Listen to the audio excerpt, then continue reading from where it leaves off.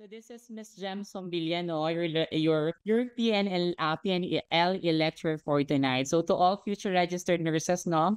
So good evening sa inyong lahat po. Welcome sa ating Live PNLE class.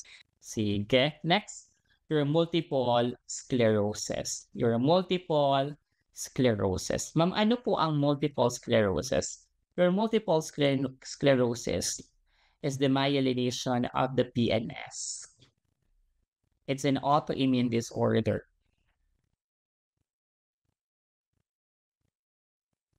Okay? Myelination of the CNS.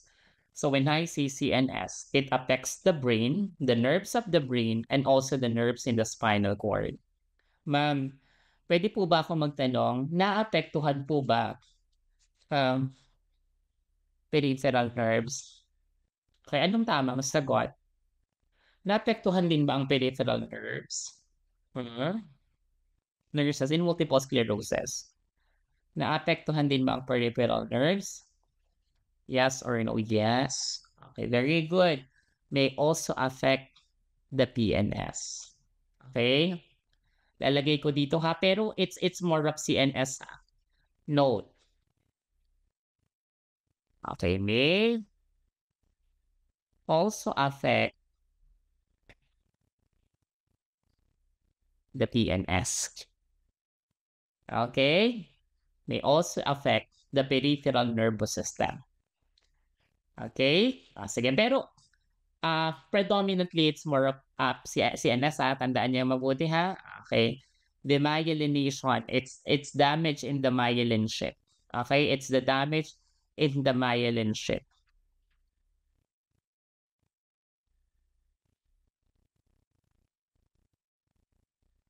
Okay. Ang myelin sheath nurses, this is your nerves, no? Ang myelin sheath, ang purpose ng myelin sheath, okay, it's like an insulator.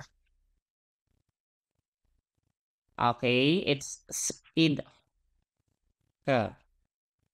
Okay? The nerve impulse transmission.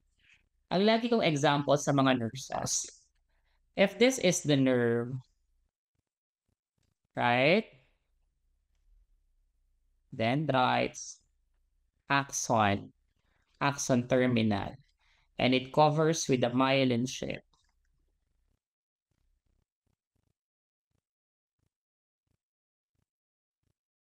Okay, tapos let's say for example, this is the organ or this is the muscle. Okay, or let's say neurons to neurons. Now, yung impulse na na-receive ng dendrites. So papunta yan ng axon. Papunta yan dun sa effector organ or dun sa target organ or muscles or kung sa target neuron, sa next neuron. So ang myelin sheath na ito, this one is the myelin sheath, the one that covers your axon. Okay. If the one that covers, outside of purpose talaga ito, pinapabilis na yung transmission, yung message, yung information. It can be a sensory information or a motor information. Pinapabilis na. So it's like a wire. So kung meron kang wire, no? Kung meron tayong wire, tapos ito yung wire mo. No, this is the ito yung wire mo. Tapos try mong sirain yung wire mo. Yung wire mo sira-sira, butas-butas. Tuklap-tuklap na yung cover ng wire mo. 'Di ba? What's the problem? Anong mangyayari pag nagda-damage yung pinaka-cover ng wire mo? 'Di ba? Sabihin mo meron kang wire, tapos yung wire mo tuklap-tuklap na. Yung pinaka-cover niya will serve as the myelin sheath. And yung nasa loob niya, that would be your axon. So try to imagine na yung wirings mo ay tuklap-tuklap na. What will happen? 'Di ba kahit yung simpleng electric fan natin, pag sinaksak mo yan na meron ng mga tuklap, minsan hindi na gumagana. So just likewise the same sa mga pasyente na merong problem with myelin sheath. Ganun din yon. the message, the impulse, the information is distorted. Distorted. Okay? Distorted messages or information. It can be sensory or motor. So, ganun ang nangyayari in your multiple sclerosis. Dahil nasira ang myelin sheath na nagpapabilis ng transmission towards the organ, to the other neurons, or to the muscle, distorted na ngayon ang information.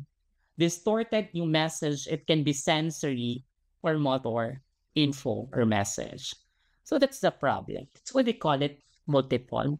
Kasi ang dai-dai ng symptoms. Tinatamaan dito would be both sensory and motor problem. Okay? Saan yung mabuti ha? It's wait, ayusin ko lang para mas malinaw. Okay? It's autoimmune disorder. Right? It's an autoimmune disorder. Okay, demyelination of the CNS, which compose of your brain and the spinal cord. I would like to note this.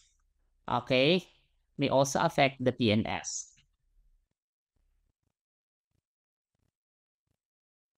Okay, it may also affect the PNS. Okay po.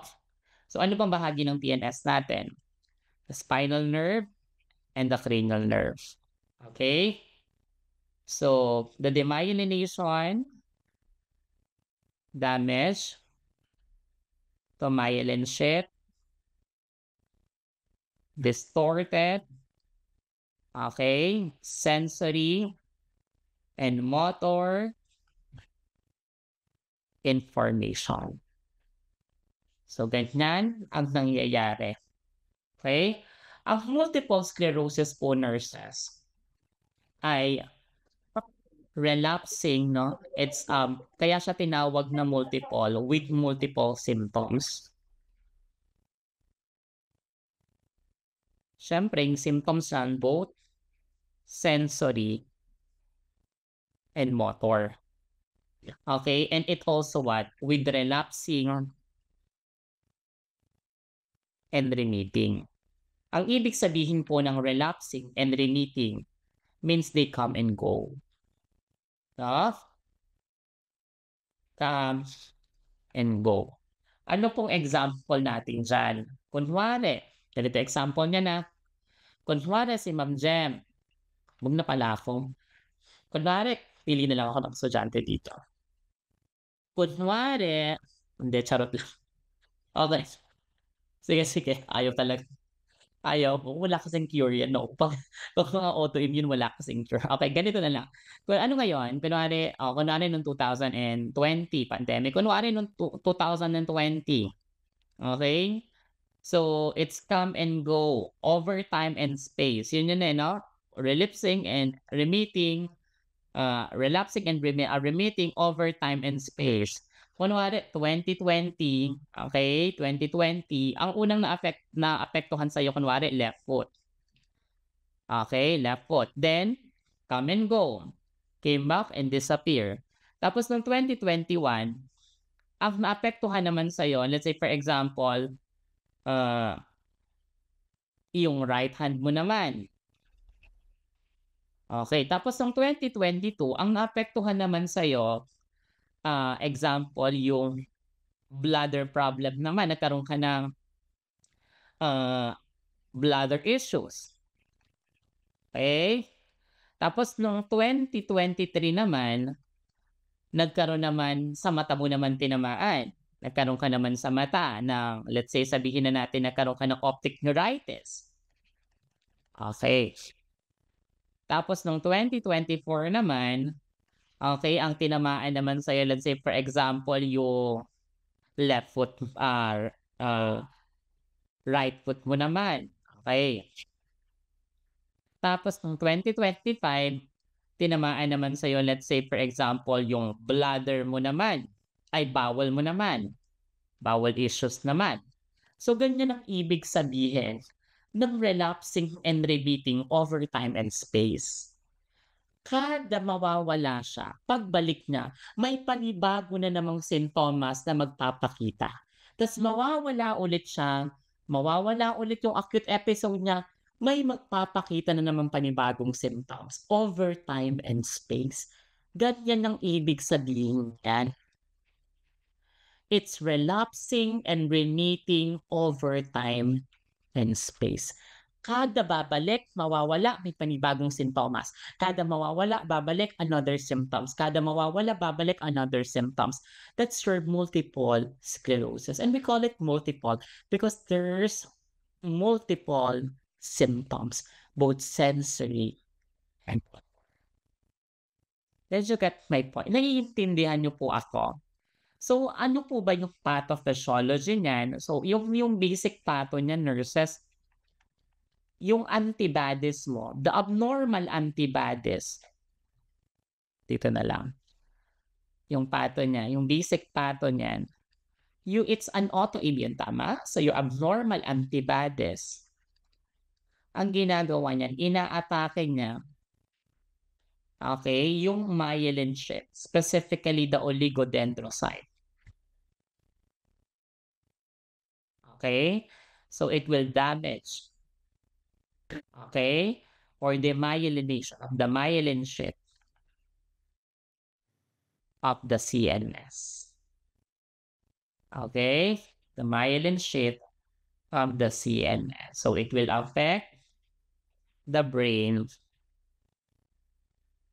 and the spinal cord. So, kahit saan dyan, no? Okay? So, yan po ang ating multiple sclerosis. Ano po yung mga risk factors? Ano po yung mga risk factors? Nurses, ito example lang to ha. Hindi ito yung, it's case-to-case basis ha. Okay, but it's example lang, no? Yan yung mga pwedeng, ganyan yung ibig sabihin ng with relapsing and remitting over time and space. Okay? Ano mga risk factors? We have your age. Usually 20 to 40 years old. This is with active immune system. So malaki ang chance magkaroon ng autoimmunity with overactive immune system. Okay, what else? Ano pa? Gender. So mas common to sa female. It's more of hormonal influence. No, 3:1. The ratio is 3:1. Okay? It's hormonal influence. Okay, ano pa, Miss Jam? Common ba to sa Pilipinas? Hindi po ito common sa Pilipinas, ha? Common to sa North America. Okay, mga North Europe. Okay, it's genetics, no? Predisposition. Okay, this is related to genetics predisposition. Okay, what else, Miss Jam? Vitamin D deficiency. So there are research the vitamin D deficiency also. What else? Epstein-Barr virus. Epstein-Barr virus. Okay. Ano pa? Your human leukocyte antigen. You have the specific antigen. Okay, it can be HLA, what? DRB1 or DQBRB1. Yun yung mga code nila or DQA2. DQA2. Yan yung mga possible. Okay? HLA, DQB1. Okay, yan po yung mga possible. And also herpes, no? HHV. 8. Your human herpes virus. Virus number 8. Okay? So, yan ha. Yan ang mga common na risk factors of multiple sclerosis and nurses, even smoking ha. Wala. Even smoking. Okay? Sige po. Screenshot if you want to screenshot. Okay. So what are the diagnostic examination? How will you diagnose multiple sclerosis? How will you diagnose multiple sclerosis? How will you diagnose multiple sclerosis, nurses? Hmm? How will you diagnose? How will you diagnose multiple sclerosis? Ano ang ating confirmatory siya? Ba't wala akong diagnostics? What's the confirmatory? What's the confirmatory? Your MRI. Okay? Have your positive atrophy. Wait lang, nurses. Positive atrophy. Okay. Okay, your positive atrophy. Ano pa? Positive lesions. Okay? Positive lesions. What else? Lumbar puncture. LP. So in lumbar puncture, it's your CSF analysis. So what's the result? What's the result of CSF? Increase proteins in the CSF. Also increase WBC. And what specific protein ang mataas dito? Okay, anong protein yung mataas? The IgG. Okay, we call it oligoclonal bands. Oligoclonal bands. Ito, it's a protein. It's abnormal antibodies produced by the immune cells. Abnormal antibodies produced by the immune cells. Okay? It's abnormal antibodies produced by the immune cells.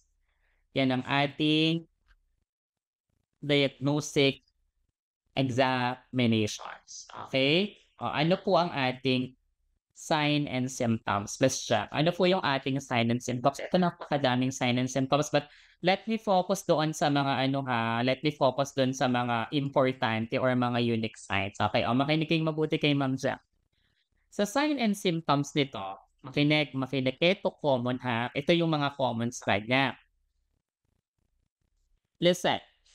Si pasyente na merong multiple sclerosis, this is really common. We have your eye problem. Hindi yan pwedeng hindi magkaroon ng eye problem. Okay? Eye problem. Ganito yan, nurses. Anong sabi ni Ma'am Jem?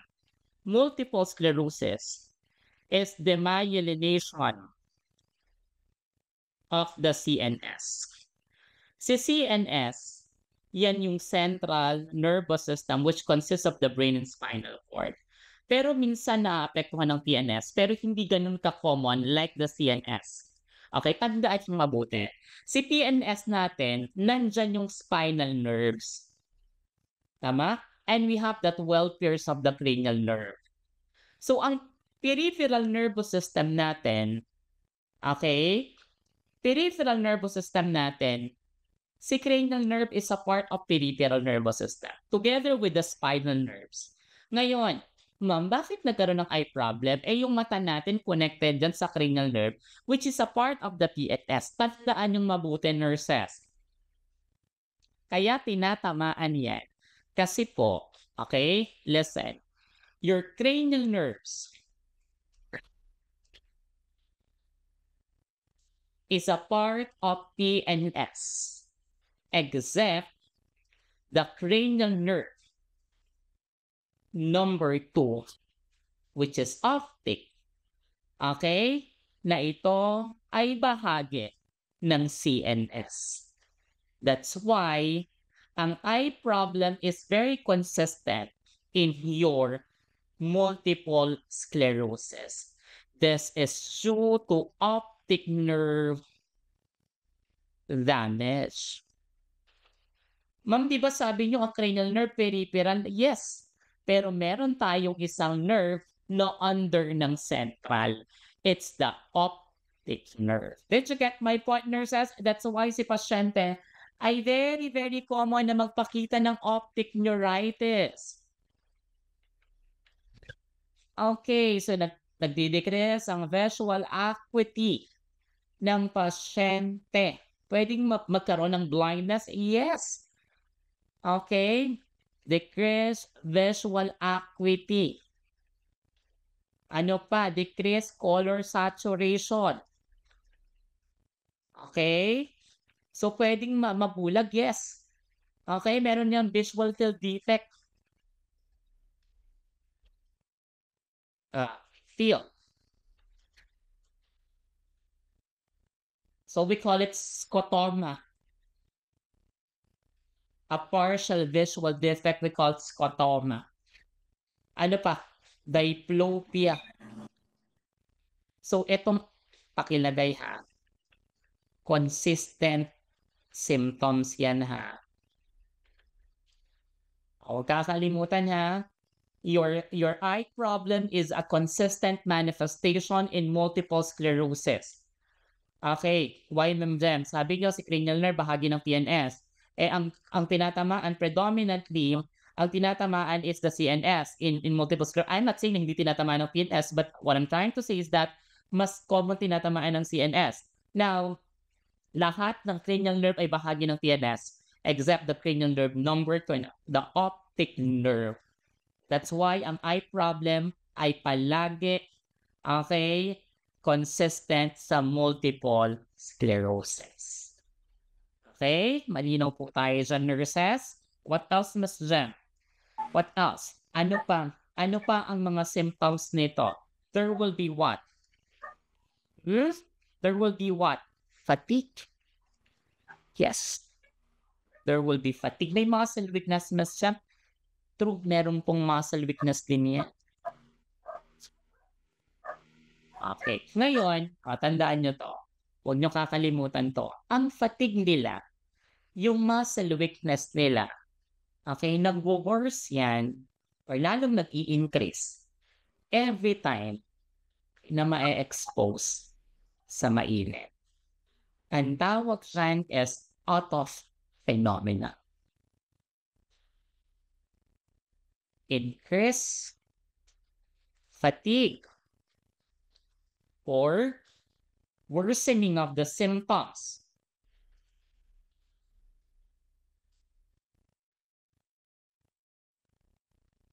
Every time, okay, the temperature, what? Ay tumataas. So, ang tawag dito is your Otoff phenomenon. Otoff.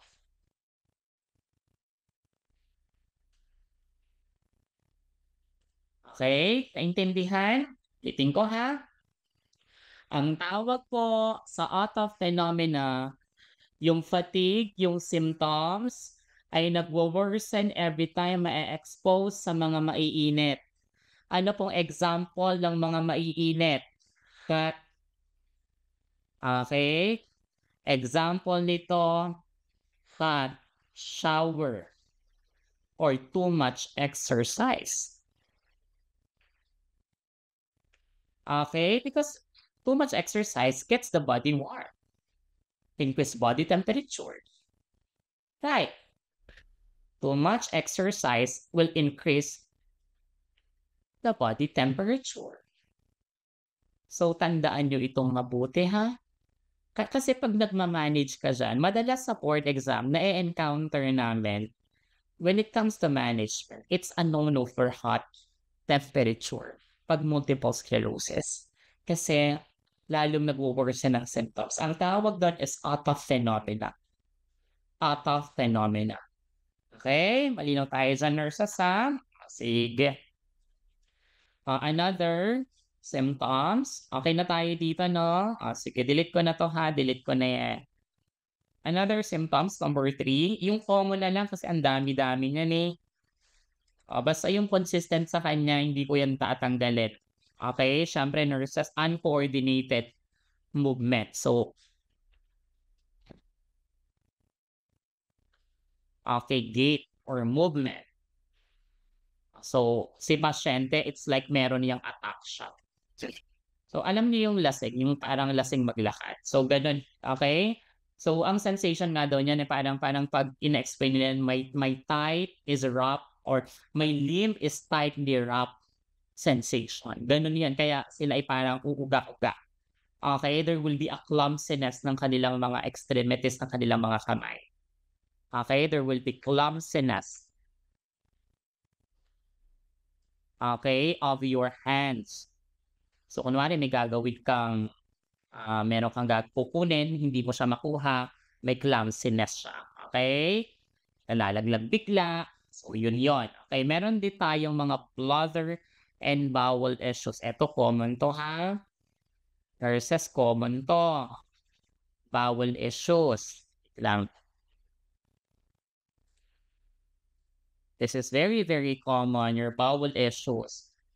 Nurses, yung mga symptoms na sinasabi ko, baunin niyo 'to hanggang board exam, ha. Bowel issues, merong bowel issues dito, common 'to. Constipation, madalas din 'tong tinatanong sa board exam. Ano pa, bladder issues, common din 'to. Ano pong bladder issues nila? Urge, incontinence, kasi nurses sensory yan, eh. Sensory and motor ang naaapektuhan diyan, and urogenic bladder. So ito naman, overflow naman yung bladder dito. Masyado namang tamad yung bladder mo dito, kaya punong-puno ng urine. Okay? And take note of this, meron niyang sexual dysfunction. Okay? May sexual dysfunction. Meron din bang dysarthria, dysphagia? Oo. Meron niyang dysarthria. Meron din niyang dysphagia. Okay? And they also have what? Lhermitt sign. No? Your Lhermitt sign.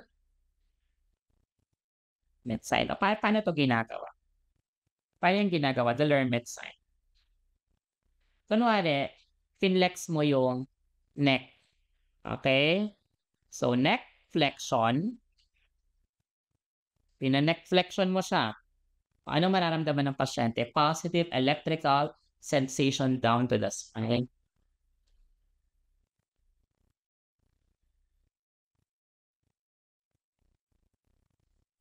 Down to spine.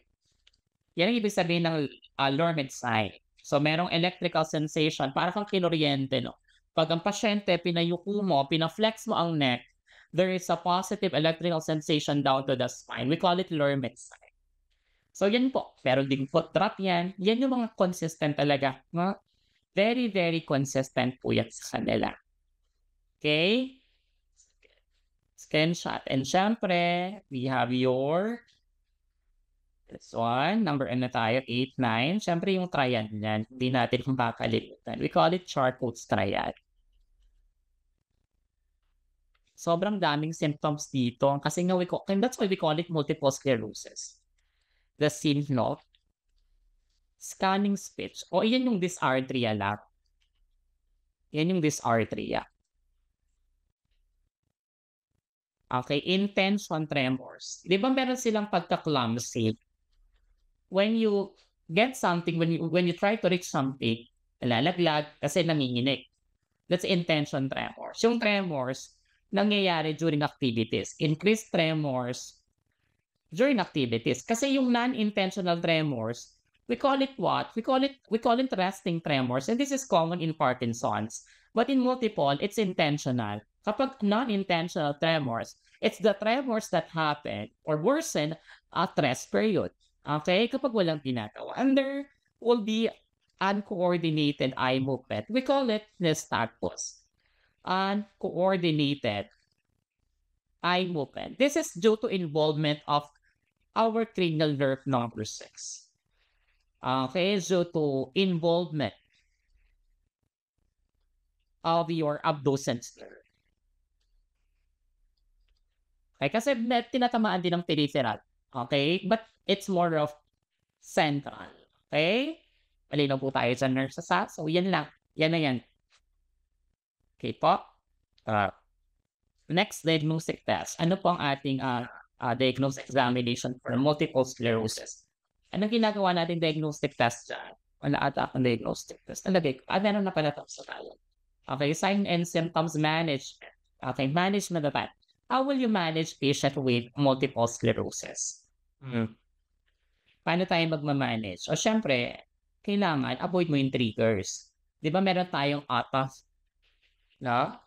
Meron tayong out of phenomena. So you have to avoid what? Heat, okay? Exposure. Okay? Ano pa? We need to what? Physical therapist. What else, Miss Chef? Ano pang importante? Constipation, tama? So increase oral fluid intake, increase fiber. This is for constipation. Okay, what else, Miss Ram? Ano pa? Ano ibibigay natin kung hari mag-acute attack ang pasyente? Kapag nag-acute attack ang pasyente, anong pwede nating ibigay? Ano ang pinaka-main drug of choice dito? Pag nag-acute attack, steroids. Yan. Yan po ang pinaka-main treatment natin dyan for acute attack. ID, methylprednisone. It's autoimmune, tama? To decrease immune response. Okay? And syempre, we can also do your plasma pheresis. So, removal of anti-addis. And meron din silang muscle rigidity, we can give baclofen. Okay? Baclofen for spasm and rigidity. So, yan ang pwede nating ibigay for your multiple sclerosis. Okay? Multiple sclerosis. Next. Last, regulatory syndrome. Alas na to. Tapos, exam tayo ng, ano lang tayo, it's post-test tayo, no? Sige po. Okay, let's have your GBS. Ito naman ang pinakaiba niya. It's also an autoimmune disorder. Okay? Ang pinagkaiba lang, si multiple demyelination primarily of the CNS, but can also affect the PNS, but it's more of CNS. This one, okay? Ito talaga, demyelination of the PNS. So basically, huwag kang magtataka kung tatamaan dito, predominantly would be your cranial nerves. Talagang tamang-tama ang cranial nerves dyan. Okay? And your spinal nerves. So it's more of a lower motor neuron affectation. It's really the problem in the lower motor neuron. Okay?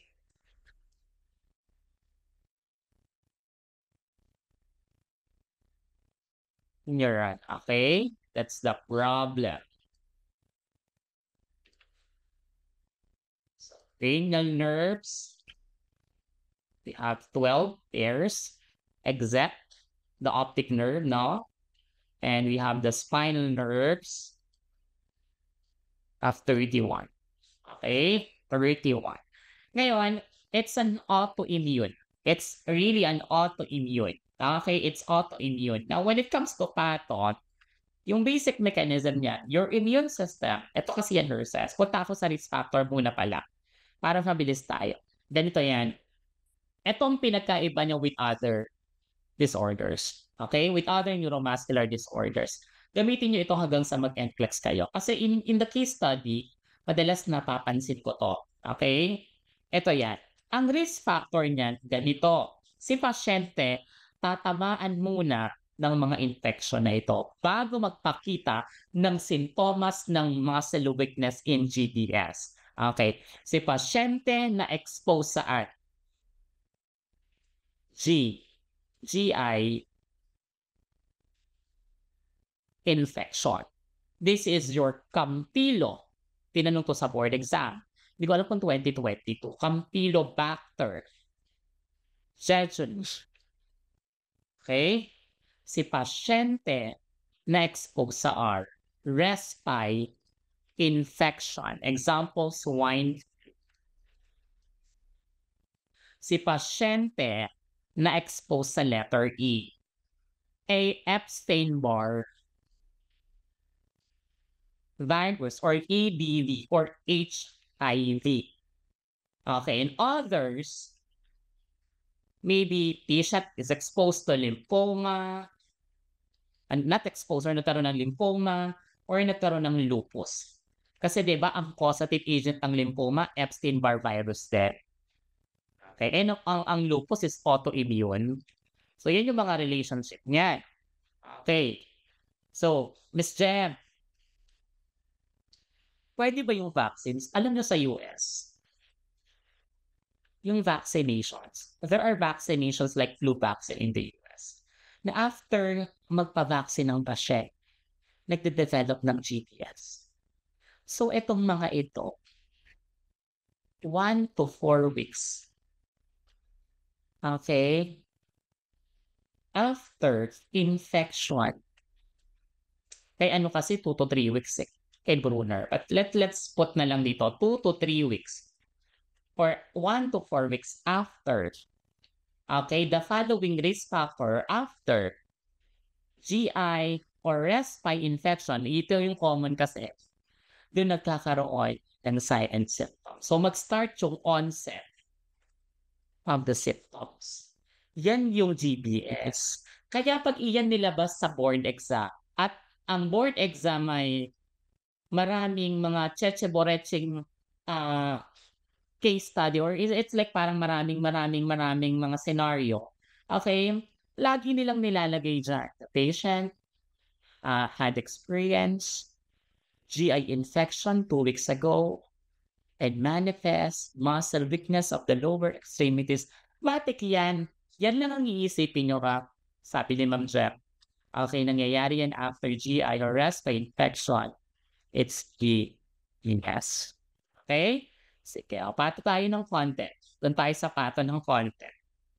Okay? So, yung pathophysiology, it's infection-induced. Diba? Sinabi ko naman sa inyo, 1 to 4 weeks. Okay? So, infection. Okay? Induce. Okay? Abnormal immune response.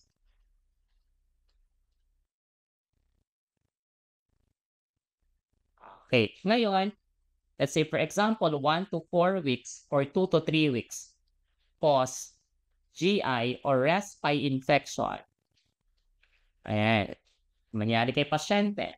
Si katawan mo nag-produce ng abnormal B cell and T cell or even abnormal monocyte or macrophages. Ang dami, no? Nilagay ko na lahat dyan, yung mga possible na mga antibodies and white blood cell. So, nagkaroon ng abnormal B cells and T cell production. So, itong mga, since it is autoimmune, it will attack your own cells. It will attack the Schwann cells. It will attack the Schwann cells of the myelin sheath. Kagaya ng multiple sclerosis, it will attack the myelin sheath. But to be specific, it's the oligodendrocyte. But here, it's the Schwann cells. Okay, but it's both a myelin sheath problem, the GBS and the MS.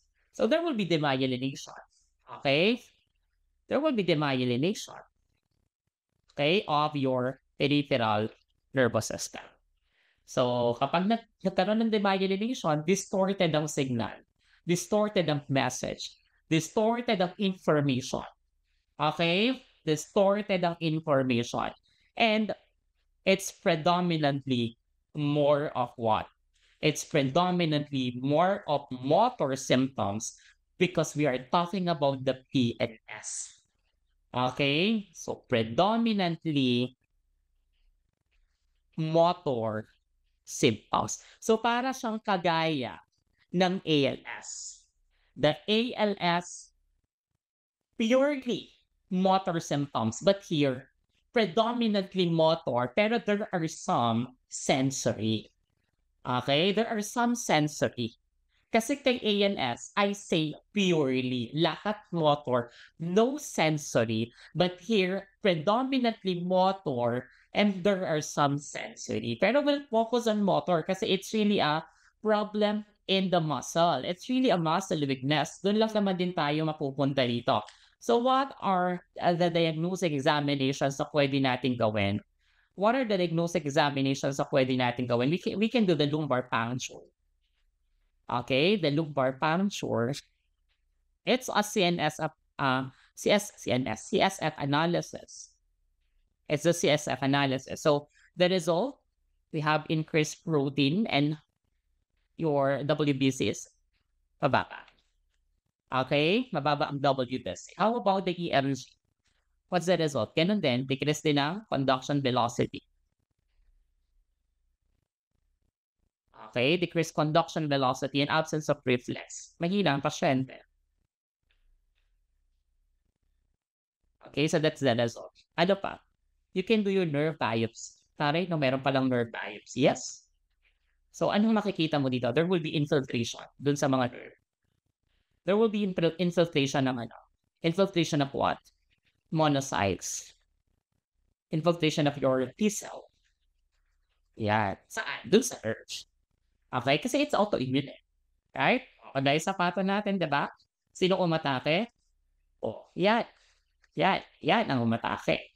Doon sa myelin sheath. What specific part? The Schwann cells. Okay? Kapag oligodendrocyte, it's more of multiple. Okay?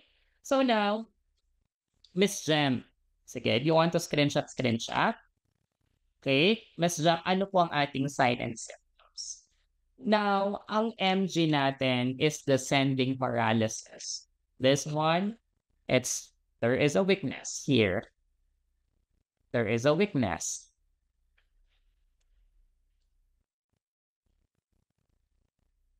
Okay? Muscle weakness sila. So, but the weakness is ascending paralysis. Right? So, nanggaling sa baba. Kaya nga GBS, galing baba syndrome. So, nanggaling sa baba. So, ang weakness niyan, mag-start yung weakness. Okay? On the lower extremities. Okay? Pataas. Upward. Pataas. Down to up. Hanggang sa abuti ng respiratory muscle. This could lead to respiratory failure also. Tama? So, si lower extremities ang unang tinatamaan. So, mag-isa ba or dalawa? Usually, it's bilateral or more than one lip. Okay? More than one lip. They also have what? Paresthesia. Okay? Numbness of the feet.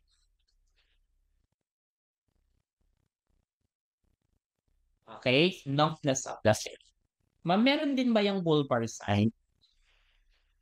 Meron din yung bulbar sign. Meron din yung dysphagia. Meron din yung dysarthria. Okay? Meron din yung dysarthria. Hindi lang common, okay? Masyado ang diplopia. Okay? And they're also what? Facial weakness.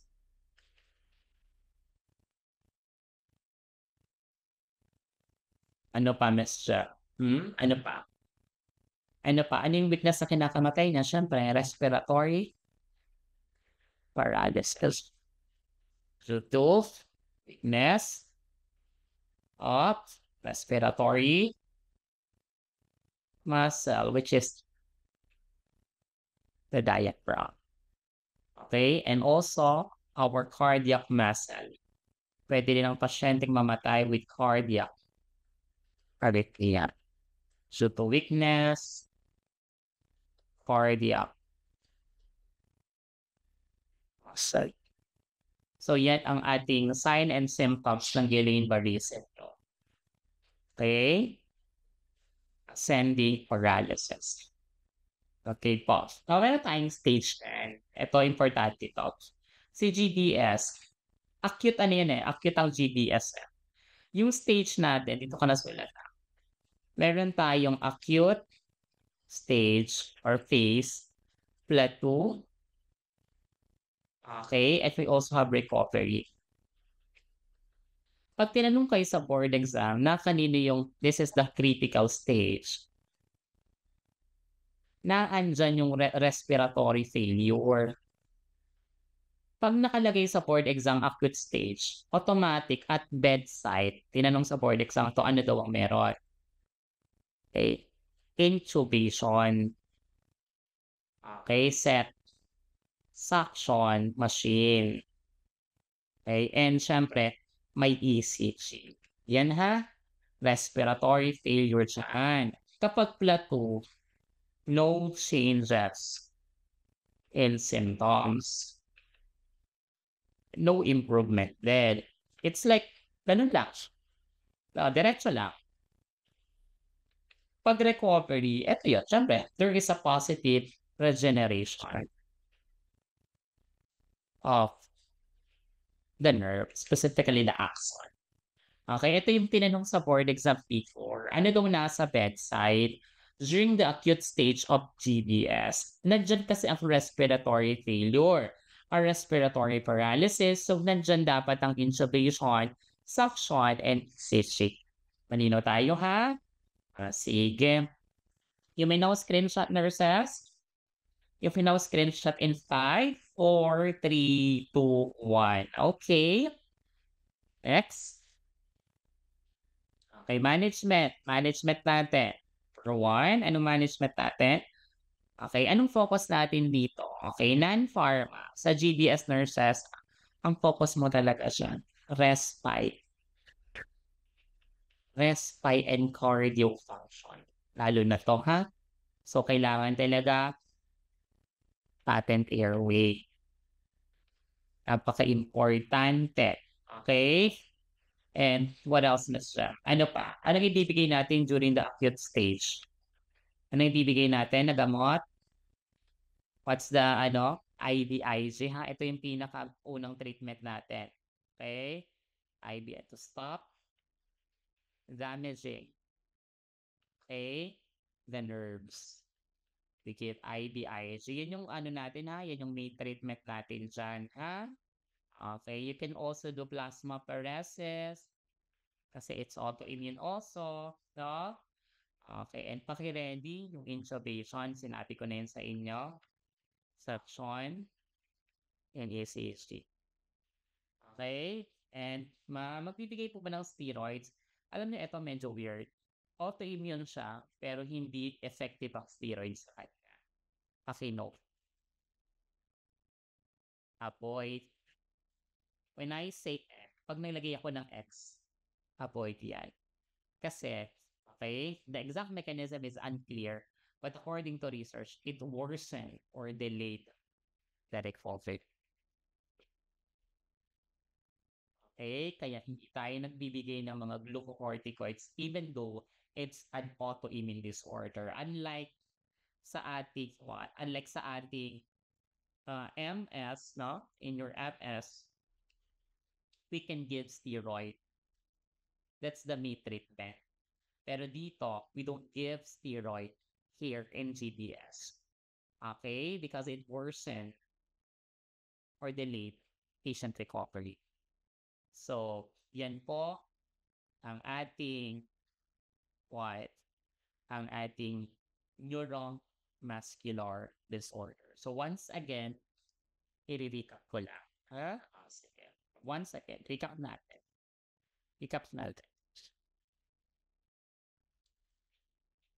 Si ALS, this is amyotrophic lateral sclerosis. Motor. Okay? Motor neuron damage. Both upper motor neuron and lower motor neuron. Right? Priority still respiratory failure. Right? Hallmark muscle atrophy. Okay?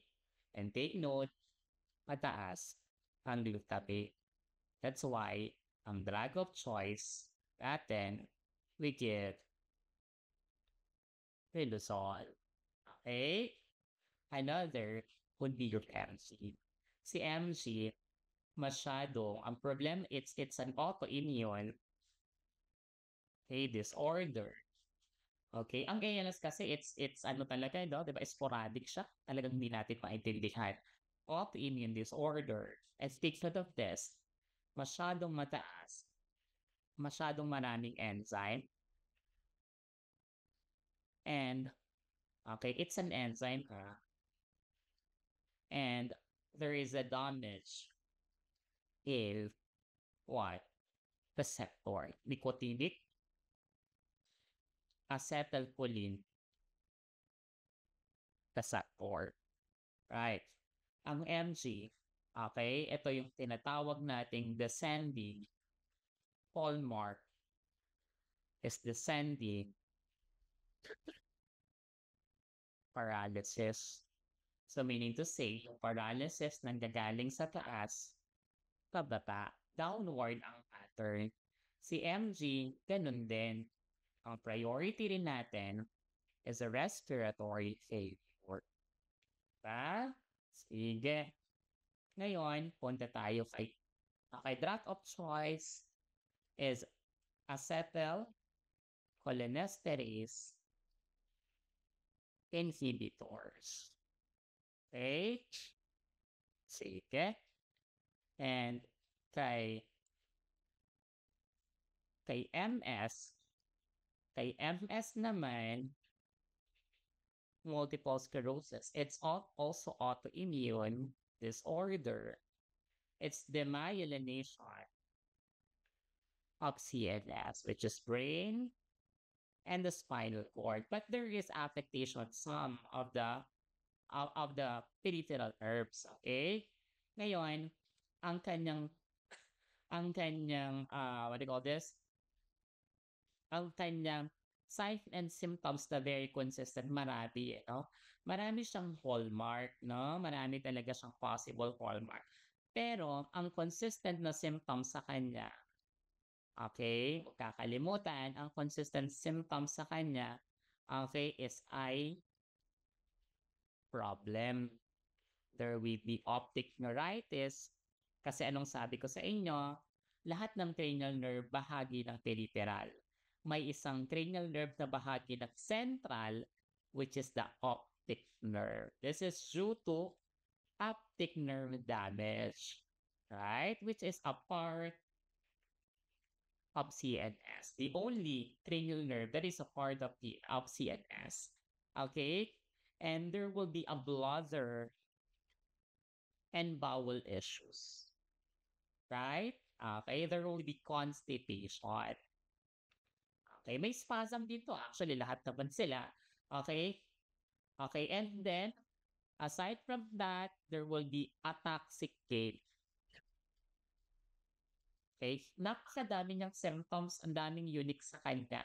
Okay? Kaya nga tinawag itong multiple sclerotic with multiple symptoms, meaning to say both sensory and motor deficit.